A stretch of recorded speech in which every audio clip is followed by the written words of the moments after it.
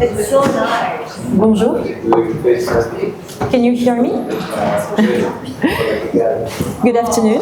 Thank you so much for joining us today for a conversation between artists, Jitish Kallat, artistic director of the Malta International Contemporary Art Space, Edith Devaney, and independent curator, Rebecca Lamarche-Vadel. The conversation will be followed by a Q&A session, and enjoy et bonne conférence. Thank you. Thank you very much. Very happy to see you today. We'll be talking in English. I'm happy to translate if any needs happens. The way we've been thinking about this exchange was to have like a very easy, fluid, almost intuitive conversation about the works that you have discovered or that you will discover through the words that we're going to say. And the idea is to follow a kind of drift that will help us to dive in the universe of Jitish, a universe that you might know is made of the question of how human beings inhabit the world, not only the Earth, but the relationship with the planets, with cosmic orders, the limits of our knowledge, the way we also try to impose domination systems that extend far beyond the Earth and our presence within it, but also the question of space and time and the scales and the very problematic, or let's say complicated, relationship of human beings with those scales, may they be geological or historical. So maybe to start, we will be very well educated. We will do work by work and drift among it. But the idea was to start with the work Moon Treaty. That's the work that is just at the beginning of the exhibition. This work is speaking greatly about our relationship with the moon. After this treaty was tried to be put together in the UN for like a non-aggressive politics towards the moon and like a collective agreement of respecting this place. This was a very interesting momentum for you, Jitish, because it was touching to this idea of controlling the moon, yet nobody really signed and ratified this treaty.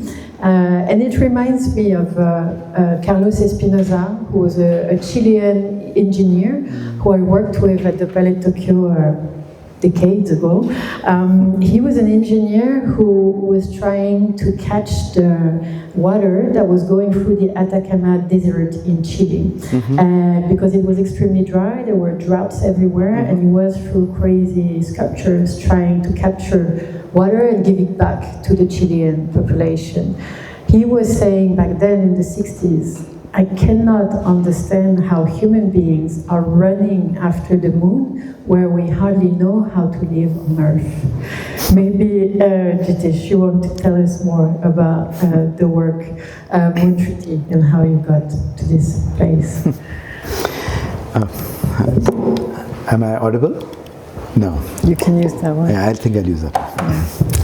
First of all, Rebecca, Edith, thank you so much for this, terrific possibility to really carry a wider memory of this exhibition beyond having installed it and shared it without a conversation. This is very special for me. So thank you, and thank you all for taking the time out on a Saturday afternoon. I mean, I see many friends in the room. I see collaborators, past and present, that we are working together on other projects. So we're grateful to have your presence in the room.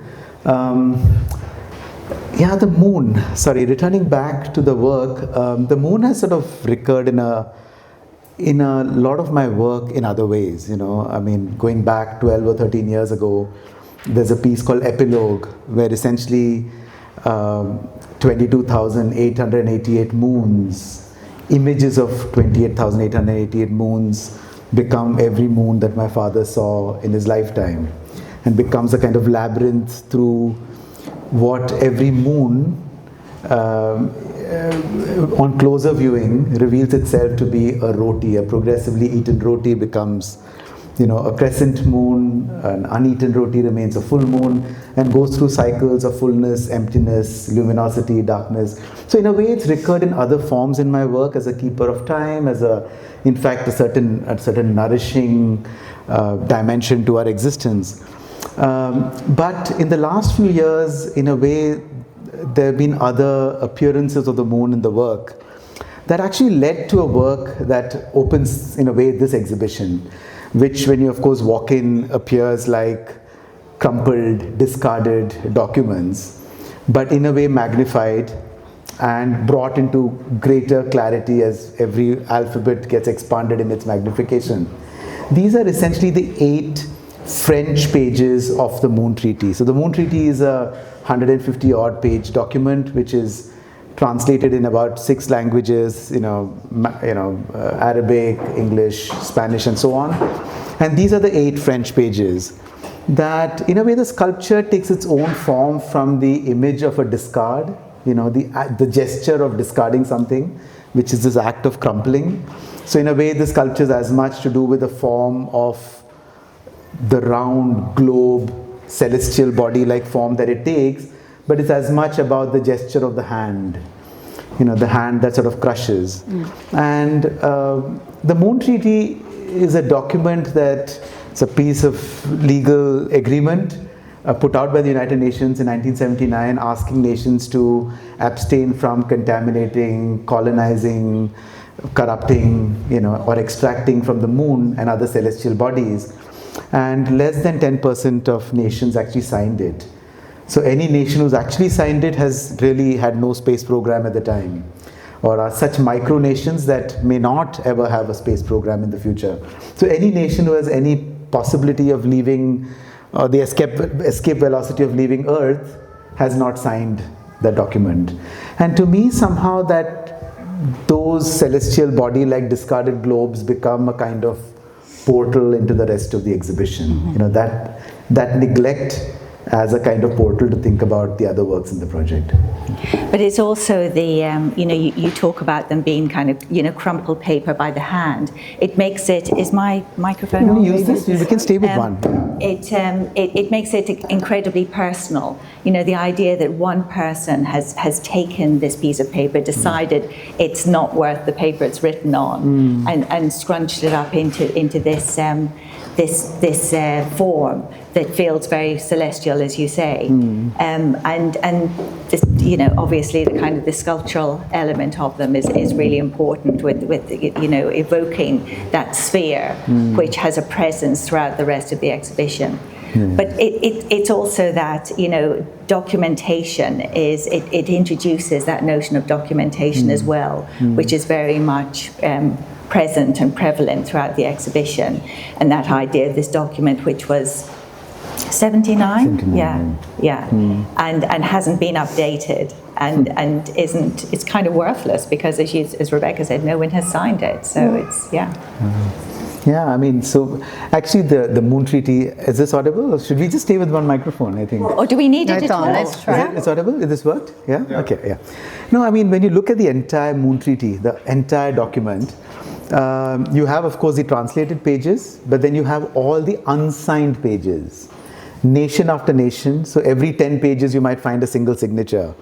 So in a way, I think, to me, the image that came to my mind, in fact, this work is in a way a thread from a wider intuition that actually was what I was following, really. The form that came to my mind is the entire Moon Treaty crumpled.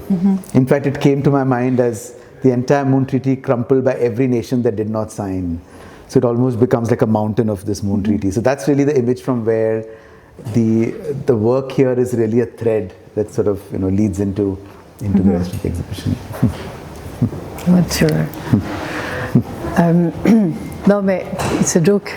It doesn't work. Does your work? I think this is the only one that does. Does it? Yeah. Are you sure it works? Sorry, no, it doesn't. No, I think stay with this. We're divided. I think we should just stay with this, because we stay with the one. It may not go into Okay. I could have stayed with the trouble, but I'm staying with the stable. I think this the epic failure of this treaty and of protecting the celestial body as the moon is a very good introduction to what follows after in the exhibition, namely the work that we have here, Lunar Redux, this unclassified document that spoke about the project A119, which was the project about exploding a nuclear weapon on the moon. And which is a perfect alignment and legacy with a very old thinking and a very old positioning of human mankind towards the control of celestial bodies. And this incredible myths around cosmicism, and we were talking earlier about Russian cosmicism, which in the 19th century, Russian cosmicism was thinking that humans should reclaim the control of the universe, that they would, through science, help to reincarnate all of the humankind, and that everyone who has died yet would come back to populate not only the Earth but also the cosmos.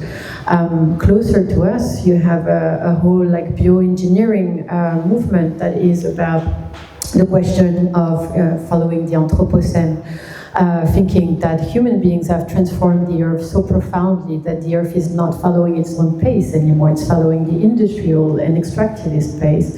And so theories these days defend the idea that we should be engineering the Earth, and that this is now a body that is under our own control.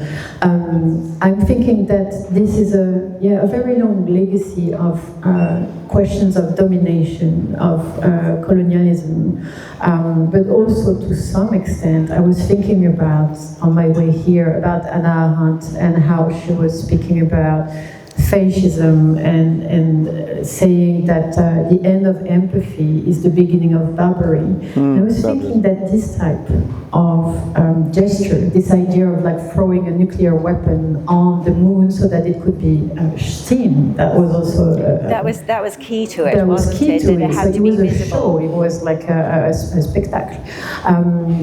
This is very much a legacy to a long and extremely deep and still extremely present relationship with the living and the earth and the universe that has been spreading through your work a lot. Maybe you could expand on this dimension.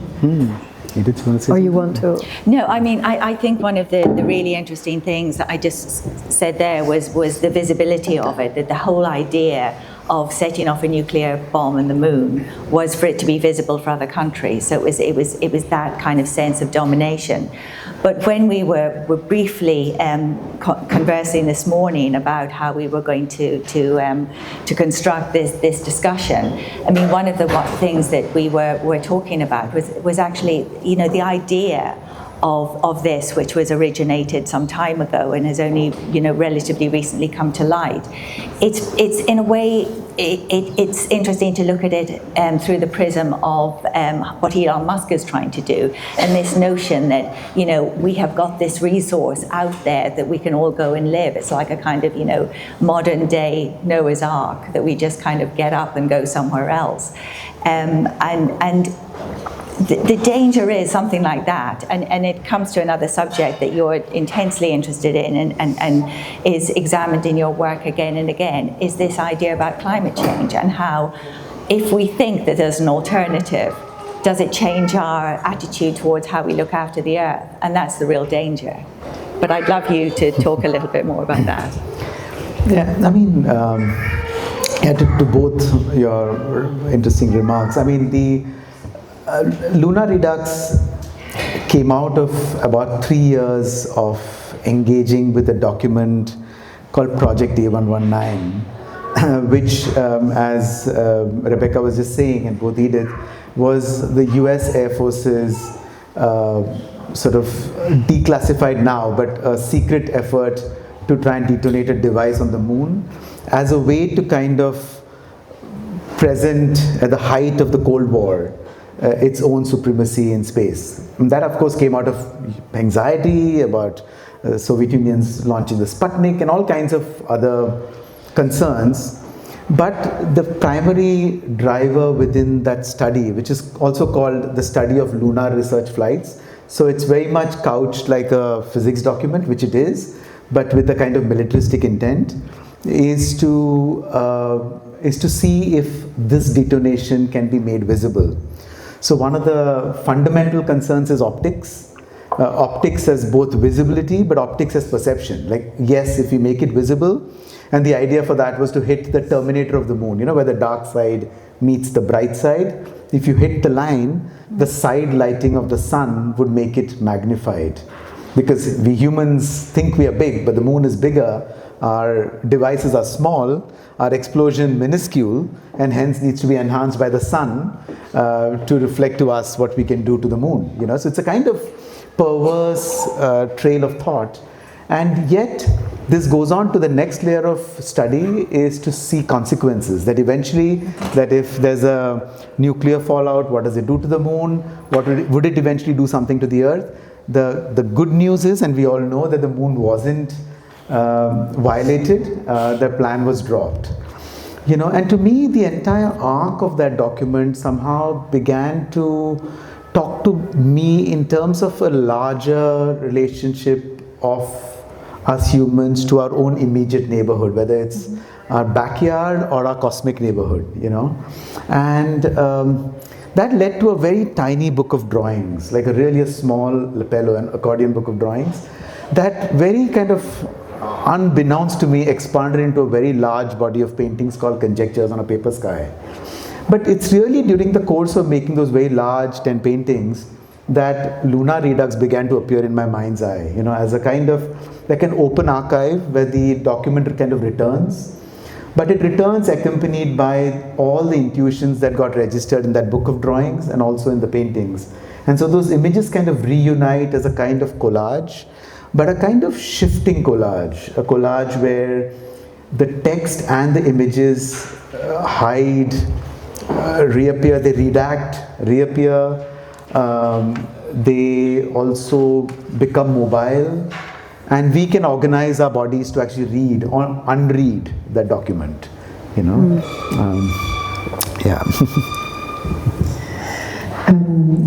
What I hear for these words is like a call or an attempt to get towards attunements between human beings, your own condition, your very personal experience, and a broader scale experience, which is the cosmos.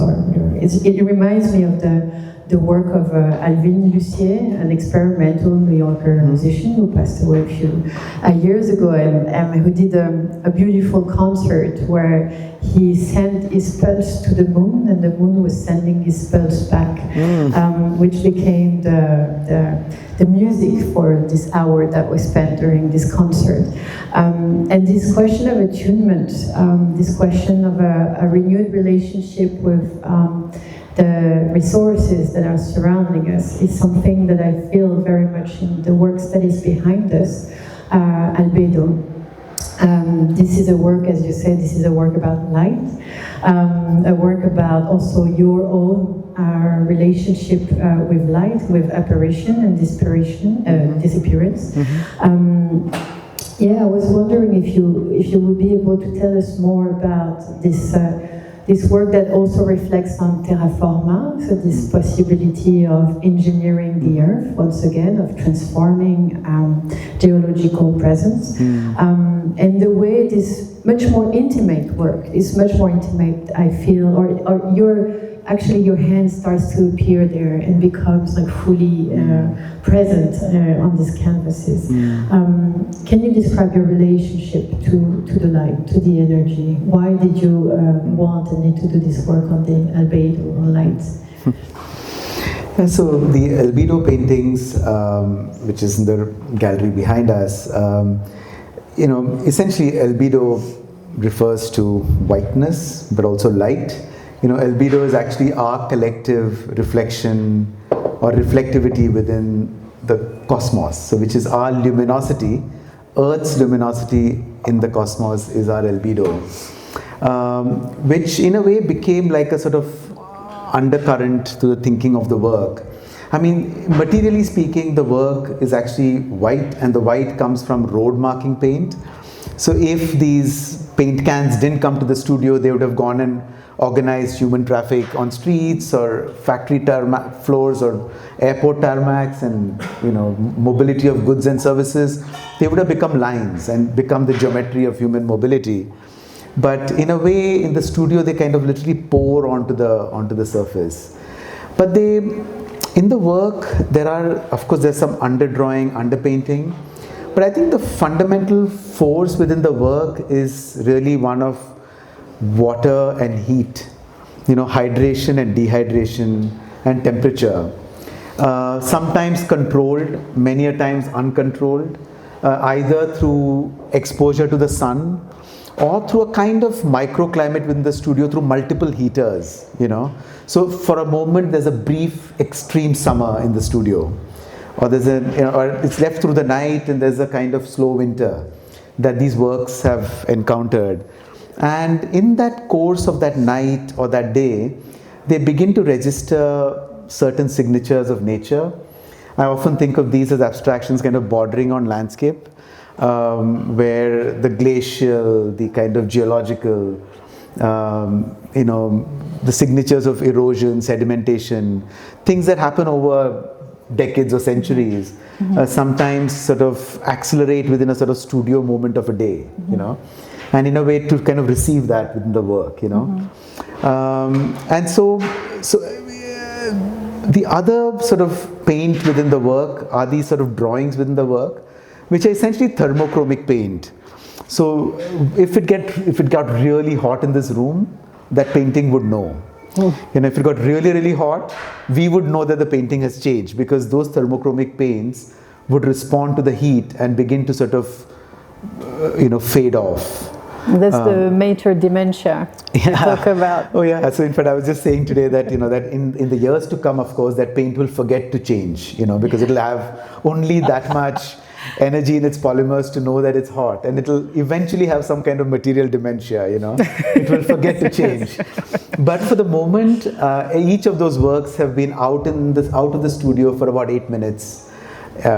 Typically on an afternoon when I know the painting is complete. It's been through a ritual cycle of just meeting sunlight for 8 minutes. That's the time it takes for sunlight to hit the work. That's roughly the time it takes for that deep dark color to become pale white. And then they go back into the studio and they look the same for that day.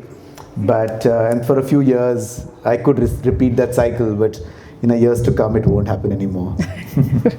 But as seeing them as landscapes, and I found that really interesting. And I was also reminding myself that you fundamentally you see yourself as a painter. I mean, we see you as much more than that, but that was your starting point. So, yes, yeah. And when you think of those very ambitious early paintings you did, I mean, this feels like a long continuation from that.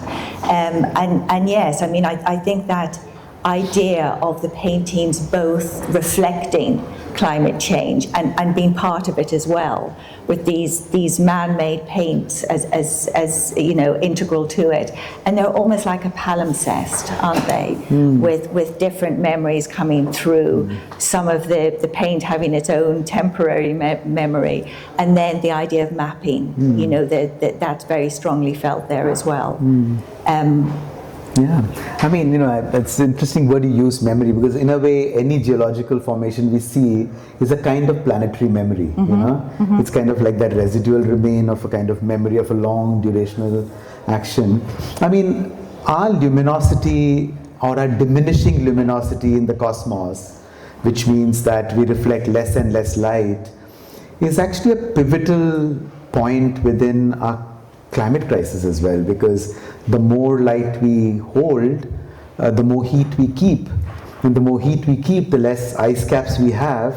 And the less ice caps we have, the less luminous we are, and thus goes the cycle. So in a way, our albedo is not just our lack of luster in the cosmos, but it's in fact the fundamental driver amongst the many other drivers of a crisis that's beckoning us, Yeah. Thank you. And what you're saying, I hear also the question of knowledge, and this idea that it could be that other beings have a memory and hold a memory that is far beyond our own reach. maybe geological or maybe vegetal.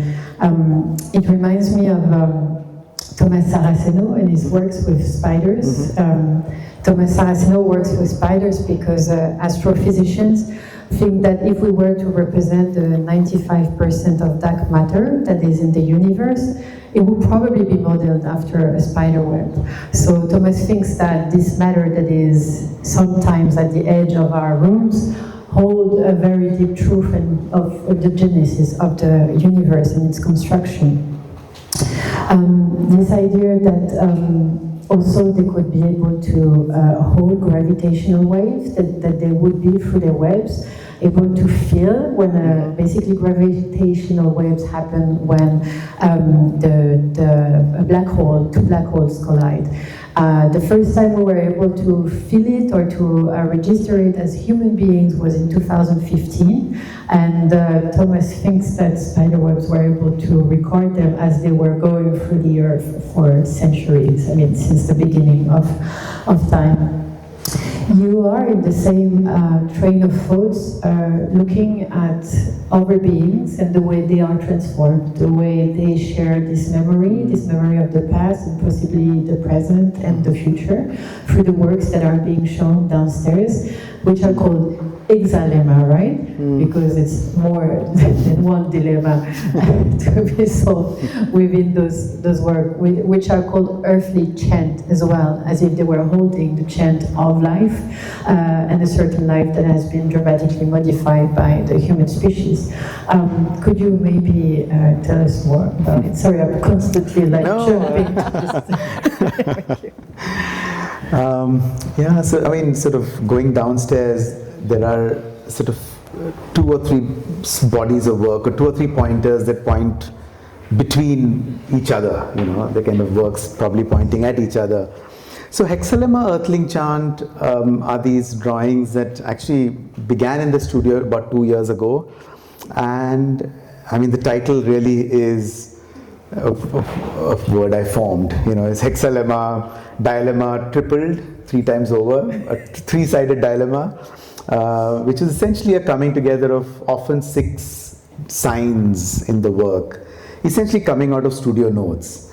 So between all that portfolio of drawings, there's a phylogenetic tree, you know, the tree of life, but the tree of life gets burst by a gust of air, so at every end of the line of descent, it bursts and becomes a kind of malignant burst in the chain of life. There are hands molding soil, nuclear cavities, mutated flowers, you know, works, images that almost don't talk to each other when they are together, but yet to me they do somehow, and hence Hexalemma. But really, all of these drawings sort of began to kind of fall into a space where the paper itself has this sort of tone of aged paper. And that's actually one other thread within the work, that, you know, it's a lot of my paintings have actually had this sort of tone of a beige, you know. And it's a kind of partly facetious, but partly, you know, I would say facetious, yes, response to astronomers at Johns Hopkins, you know, when they aggregated the average color of 200,000 galaxies, they arrived with an average color of the universe as being a very dull beige. Now, this was not something they expected, because, you know, you would expect it to be way more spectacular than that. So in a way to compensate for the dullness of that color, they put a call out to name it. And the name they chose was Cosmic Latte. So as a kind of nod to the Cosmic Latte, I actually caffeinate my drawings and paintings. So eventually arrive at a tone which begins to appear like the aged tone of a paper. But color in the universe, or light in the universe, is essentially the age of the universe, right? The only way we know that we are, whatever, 13, 14 billion years old is because of the light signals we receive. So in a way, that average color of light is actually a color of time. And so the works, as you'll see downstairs, the only last gesture I made in the work was actually cutting the drawing, like these incisions, which I've never done. I've never cut a drawing. But the cuts begin to become a signal which was sent to our nearby stars, called the cosmic call, the signal's still on its way, searching alien life, likely to reach us nearest star clusters in 2049. But they left planet Earth with this universalizing message from a radio telescope in Yepitoria, Ukraine, which is now in Russian possession, which was then a scientific instrument, is now in the midst of a rigorous crossfire. And this became part of really a project that I had at Pushkin House in London, where essentially this reference to Russian cosmism was at the heart of the project, where I had the cosmic call, which is essentially a Earth to star message, but the other being the conversation between two Russian cosmonauts who lose their citizenship in orbit while the Soviet Union collapsed. So this body of work is kind of linked to another body of work, but in a way there are recent threads in the work and they come into the exhibition in that way. I think one of the observations I had, and I spoke to Jitish about it, was this focus that you have for a particular period of time, and particularly the science, well, to a certain extent, the science that was happening at that period of time, and that's from the late 1950s to the late 1960s. And it feels as if, so much of what you're thinking about comes from that period. And you were looking at the influences in many of these works, and as we've just discussed, of the science and the scientific breakthroughs and the scientific advancement and desires that happened during that period. But you also, to a less direct extent, are looking at cultural happenings at that time. And of course, it's a period after the Second World War where the country was picking itself up. And one of the interesting things that happened, of course, in a global sense, a cultural global sense, which was unusual for that time because we didn't have, media then in the way we do now, was the exhibition that was staged at MoMA in 1955 called The Family of Man, which was a bringing together of over 500 exhibits of photos showing people all over the world. And of course, representing 68 countries. And it was shown at MoMA, and then it did this global tour, which lasted almost 9 years and went to 60-something different countries. So it came to India, it went to Australia, it went to Cuba, everywhere, Russia. And of course, what it showed was this shared humanity. And it was one of those really extraordinary cultural events. And there was that, which was kind of moving in one direction. But then, almost at the same time, again, an exhibition by MoMA was New American Painting, which was the abstract expressionist painters packaged up, not called abstract expressionists, which I think is really interesting, but given the nativist stamp of New American Painting. And that was sent to Europe on a year's tour, going to 10 different venues. That was doing something very different because it was actually showing the power of America, and it was showing America's encouragement of their people to be totally free. And if artists are able to express themselves in that way, it was a very different society to somewhere like Russia, which it was really directed at, which couldn't. And I wondered, Jitish, how all of that I feel is present in your work, and I wondered how you feel those elements come out. And I know that the Family of Man is something that you've always been interested in. Yeah, I mean, my last exhibition at Templon 3 years ago had a body of photo works called Epicycles, and Epicycles essentially had the Family of Man at the very heart of that project. I mean, the Family of Man, as Edith was saying, was really, at one level, a positive message that traveled the earth. At another level, it was, a key act of cultural propaganda or diplomacy traveling the planet. So while working on Epicycles, which of course the works are not in our presence, so I won't describe it, is really when I got very interested in Project A119. So in fact, Epicycles led me to this. So it's always artworks that handhold you to the next thing. So what led to Epicycles and Family of Man was, this Voyager 1 and 2 space mission, the Golden Records, another message that left planet Earth in 1977, which is part of my ongoing solo exhibition at the Asian Art Museum in San Francisco right now. And this work, which is a work I made in 2018 to 2020, from the Voyager records, were images which came from Family of Man. So it's almost like one citation within the work leading to the next citation.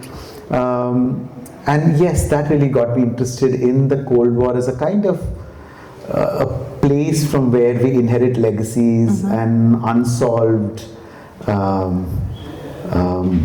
mistrusts that get replayed as even more violent gestures. The same reptilian primitive brains with greater and greater instruments to annihilate one another, and we're sort of living that as we speak, right? As several nations are actually reeling under the pains just as we speak right now.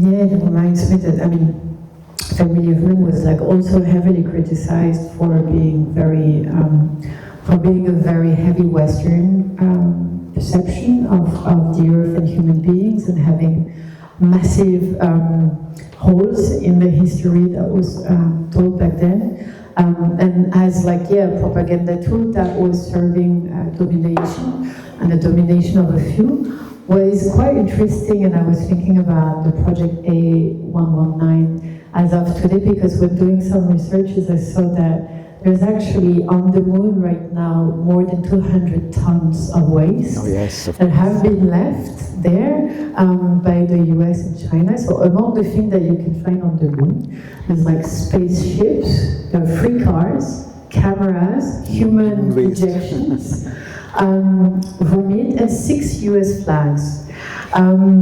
So it shows, if anything, that the processes that are happening here on the Earth are also replicated, and are replicated on the moon, which defeats a bit the idea of space escapism that is very dear to Elon Musk and brothers.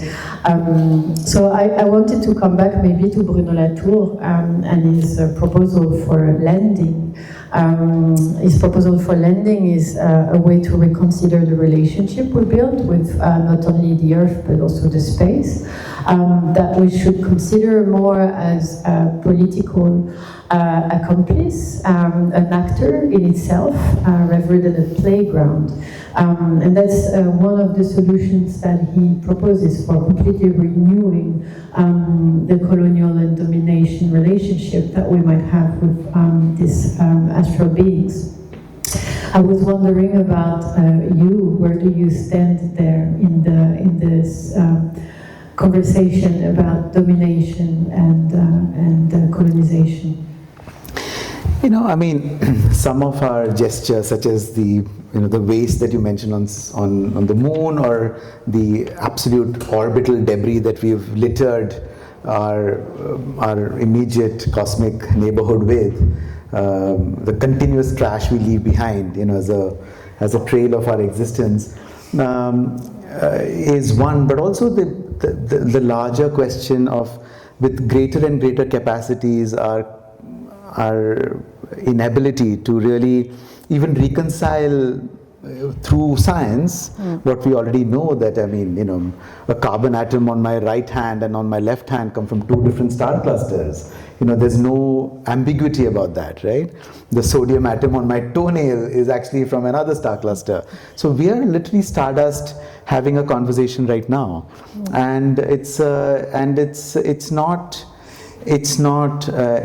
poetry anymore. It's not philosophy anymore. It's actually scientific fact, and we use that same scientific knowledge in completely unmindfully functioning within our own planetary, but also our extraterrestrial ambitions. So thinking of Russian cosmism, figures like Fedorov or Bogdanov,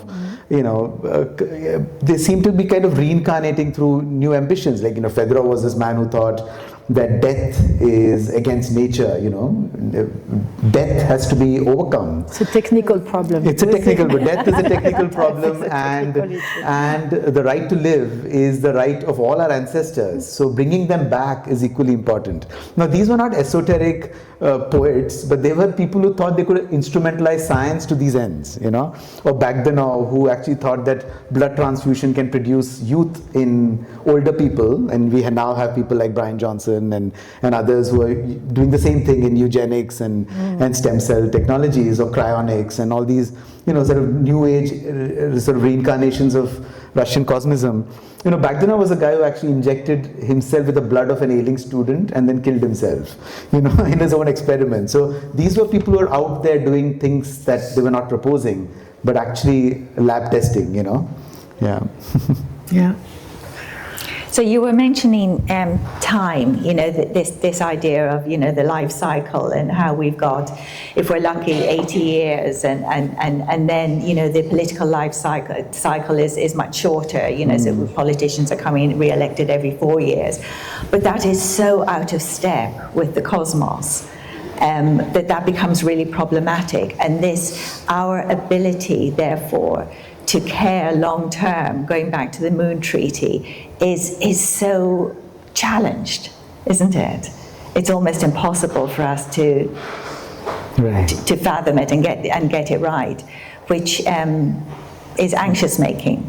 Yeah, I mean, all our policies are defined by 4-year election cycles, right? For every nation, its own policies for its own next elections. It's actually a irreconcilable matrix of contradicting intentions and aspirations, right? So it's a kind of unsolvable puzzle unless we are descended upon by some huge planetary epiphany, you know, because we are not seeing this as a sort of mutually assured annihilation, you know, in a sense. I mean, you know, we have work like Compass downstairs is really an object which is these sort of two briefcases that just sit on the floor, are essentially, you know, they're like dysfunctional compass where they don't actually align to cardinal directions, but they are essentially the American nuclear football and the Russian Shaget, which travel everywhere with the Russian or the American president, but also carry the sort of first buttons of a command and control system for a nuclear attack. And this sort of distilled object is once again a kind of legacy of the Cold War, I think, and they still continue to perform themselves in public space, you know, through ballrooms and golf courses and press conferences. You know, the button for a nuclear device is a visible, you know, object in all broadcasts that we see with these individuals, right? And so it's I mean, there are other such briefcases in other nations, but these two just become pointers to all the briefcases that carry these button controls, you know. The way you have incorporated them is also for me an acknowledgement of the great intertwinement of destinies. One cannot exist without the other, and one will inevitably kill the other, which reminds me of the great saying by Buckminster Fuller, the American architect, who are all astronauts on a spaceship called Earth, and which is an homage, an acknowledgement, but also recognition of the threat that it is to share a common destiny and common existence, for the best and for the worst. I think we will have to close our remarks soon, so if you want to say a few more words, or maybe we will just open to each and every one of you if you have any questions for Jitish, for us, for life. Yes. Thanks very much. This is very enlightening. Just a question of, I haven't seen the work set yet, so this is a question about attitudes. So, domination comes up a lot in the conversation, and of course, all of this reminds us of earlier phases of expansion and domination in world history. But those phases also produced extraordinary networks and systems, of which all of us are part. So are you in any way, contrary to this discussion, in any way excited by the possibilities of more expansion and domination and what kinds of other systems and networks that might create? Or is your attitude very much against any such further expansion of human influence? Beyond Earth. Yes. Okay. For everyone else's benefit in the room, that's Rana Dasgupta, a dear friend, author, just with a new book out called After Nations. So, so Rana, great to have this question from you. I mean, with my interest in Russian cosmism and with the convergence of AI, it's completely irreconcilable two things. I'm just bringing them together. Let me see if I can frame a cogent answer to this. I actually feel that we will expand and proliferate in the universe. It may just not be us. It may be metallic, robotic, artificial, non-biological descendants of us who will fulfill every aspiration in the book that has been put out there, because eventually artificial intelligence is all about motivation selection, right? So as it begins to select its motivations for intergalactic journeys, they will make it out there and they'll fulfill Fedorov and Bogdanov and others. Because what some of our current species who want to terraform Mars, etc., have to worry about oxygen and water and other things, right? Whereas our non-biological descendants may not. They can carry all our hopes, have all our language, and continue to do what they do. So this is a science fiction answer to a question, and I'm just thinking through with you speculatively that right down there in a very distant future, that's the future I see. It's dystopian sounding, but it's really, I think, an evolutionary next step, yeah.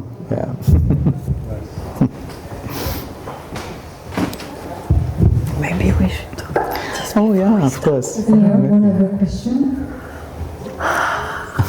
Well, if you don't, I have an answer. Do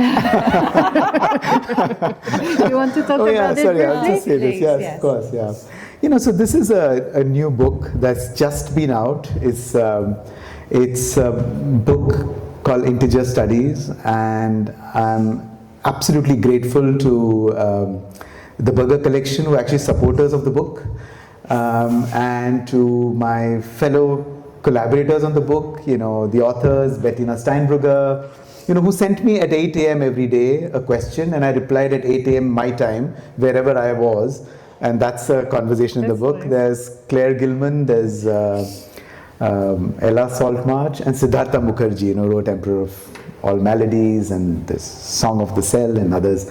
It's actually a book that came out of my last exhibition here in Templo, in the other space at Rue Beaubourg, where I've actually made one drawing every day through 1st of Jan 2021 to 31st December 2021, each drawing having a timestamp but also 3 numbers, 3 integers. A very big integer, which is all the number of us estimated to be alive at the moment when I make the drawing.